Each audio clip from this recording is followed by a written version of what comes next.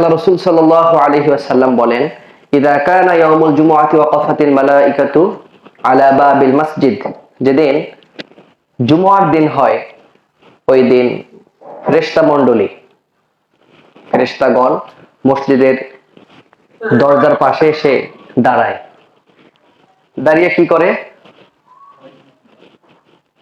তুকতুবুন আল আউয়ালা ফাল আউয়ালা ওয়া মাসালুল মুহাজ্জিরি কামাসালিল লাযী ইউহদি বুদনা সুম্মা ইউহদি বাকারা সুম্মা কাবাশা সুম্মা দাজাজা সুম্মা বাইদা ফাইদা খরাজাল ইমামু তাওয়াউ সুফুফাহুম ওয়া ইস্তামিউনা যিকরা। ওনারা ফেরেশতারা এসে লিখতে থাকে ওই সমস্ত ব্যক্তিদের নাম, যে ব্যক্তিটা প্রথমে মসজিদে প্রবেশ করে। তার উদাহরণটা হচ্ছে এমন, যে ব্যক্তি আল্লাহ রাব্বুল আলামিনের রাস্তায় একটি উট কুরবানি দেয়, সুবহানাল্লাহ পড়েন। দ্বিতীয় নম্বরে যে ব্যক্তি মসজিদে আসে, ওই ব্যক্তির উদাহরণ হচ্ছে ওই ব্যক্তির ন্যায় যে ব্যক্তি আল্লাহ রাব্বুল আলামিনের জন্য একটি গরু কুরবানি দেয়। তারপরে যে আসে, ওই ব্যক্তির ওই সওয়াব লেখা হয় ওই ব্যক্তির মতো যে ব্যক্তি আল্লাহ রাব্বুল আলামিনের জন্য একটি ছাগল কুরবানি দেয়। তারপরে যে আসে, সে একটি মুরগি জবাই করার বা কুরবানি দেওয়ার সওয়াব পায়।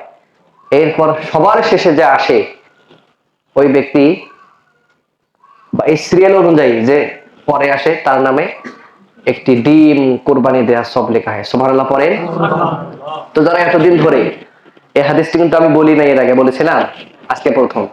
তো যারা আসতেছেন, অনেক আগ থেকে আসতেছেন, আজকেও আসছেন, ওনারা কিন্তু এই সওয়াবটা পাচ্ছেন না? আচ্ছা, আল্লাহ রাসূল সাল্লাল্লাহু আলাইহি সাল্লাম বলেন, ইন্না আহাব্বুল আমালি ইলাল্লাহি আবগাদুহা ওয়া ইন ক্বাল্লা।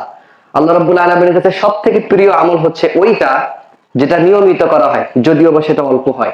আমি আবার বলছি, আল্লাহ রাব্বুল আলামিন ওই আমলটা প্রিয়, ভালোবাসেন, পছন্দ করেন, যেটা নিয়মিত করা হয়, নিয়মিত রেগুলারলি যেটা করা হয়, ওইটা সবথেকে প্রিয়, যদিও বা সেটা সংখ্যায় বা পরিমাণে কম হোক না কেন।